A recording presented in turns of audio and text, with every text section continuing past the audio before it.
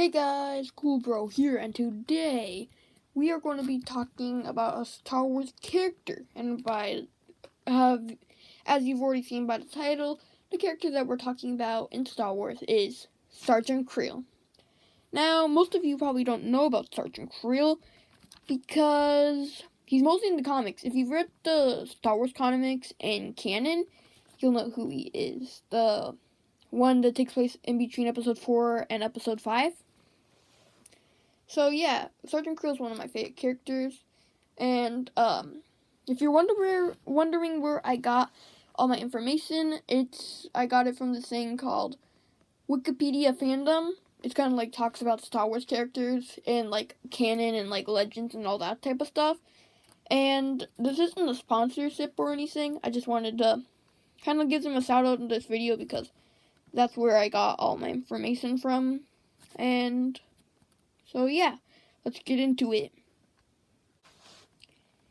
Sergeant Kreel was known for being in command of Squadron, a stormtrooper squadron that was made out of the best stormtroopers. But before we get into how he became the most powerful stormtrooper in Star Wars and one of Vader's favorites, we will talk about his early years and all of that leading up to him becoming a stormtrooper and all the cool stuff that he's done. Kreel was born on a planet in the Outer Rim territories called Jagar 9. All was normal for Kreel until he was 4 and watched a man die. Then, when he was 6, he witnessed his dad get murdered. Not much is known about Kreel's early life, except that Kreel's whole family was killed when he was young. When Kreel was old enough, he started working in Jagar 9's fighting pits, pretty much fighting and killing people for a living. So, yeah, Kreel's early life was pretty dark. Now, this is where things get interesting. Kreel kept working for the fighting pits until the Empire took over Jagar 9 and pretty much shut down the fighting pits, forcing everyone, including Kreel, to get real jobs. A few years later, when Kreel was older, he signed up for the Stormtrooper Corps, and this is where we get into Kreel's actual stuff and how he becomes a stormtrooper. So Kreel was sent off to the Imperial Academy, which you probably already know of. I think it might be the one on Coruscant, but I'm not sure.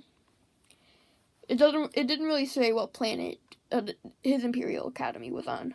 So yeah, it's just he went to the Imperial Academy, where he met a guy named Isaac. Soon Kreel became best friends with him.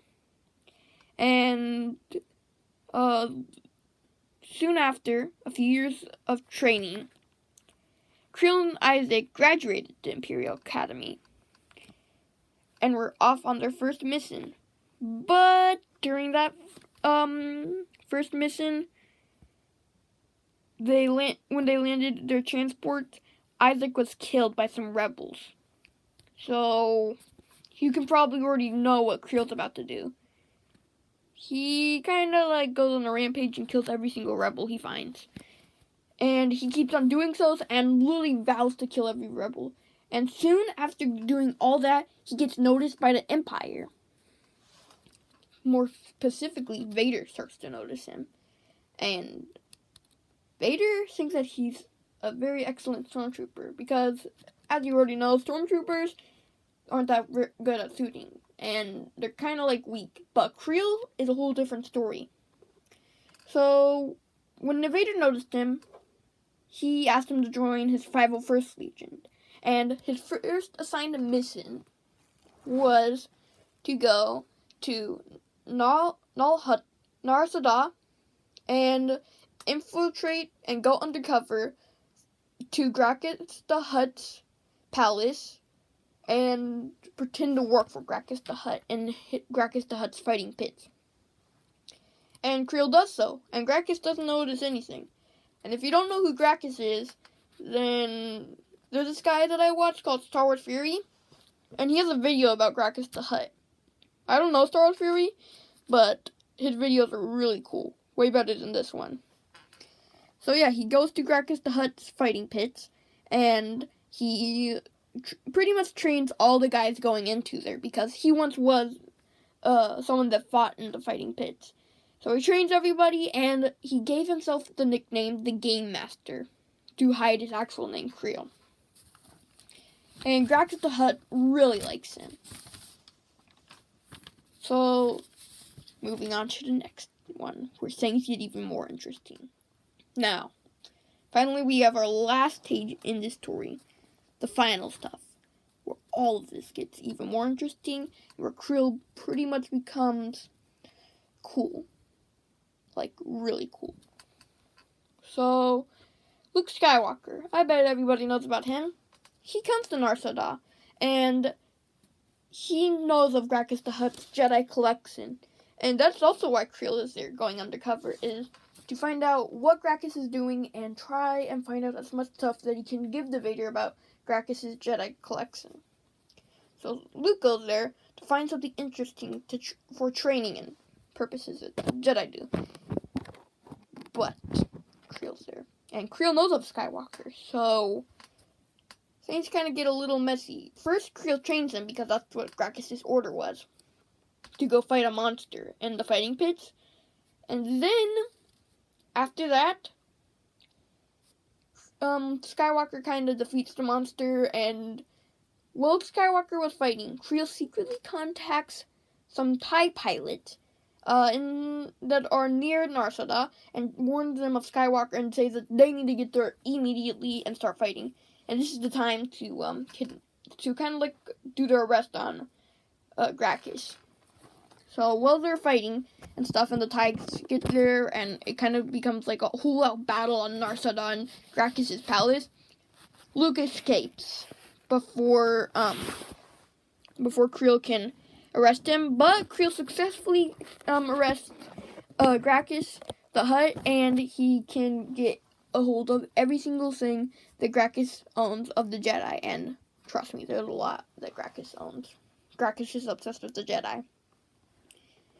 So Kreel contacts Vader and tells him that he fought Skywalker and that he has a lightsaber and all that stuff.